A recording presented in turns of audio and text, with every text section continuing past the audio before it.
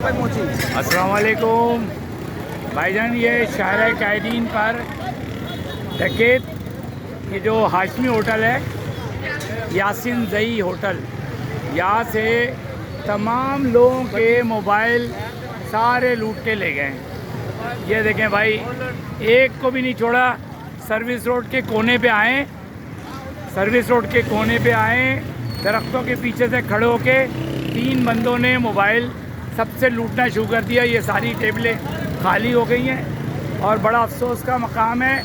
ऐसी पुलिस पे लानत है, ऐसे इंतज़ामिया पे लानत है। और ये पुलिस मिली हुई है। सिंध गवर्नमेंट मुर्दाबाद। ये चोर के बच्चे हैं, ये चोर है। सिंध गवर्नमेंट पब्लिक को, हम लोगों को मोहताज कर दिया है। खाने पीने से भी चले जाएंगे, एक चाय के कप पीने के लिए वो लोग अपनी ज़िंदगी और अपने पैसे, अपने मोबाइल गंवा दिए। तो भाई ये ज़रा एहतियात कर लें।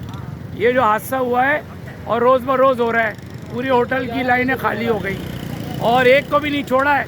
और आनन फानन ले गए और एक बैग लेके आए थे, बैग के अंदर उन्होंने सारे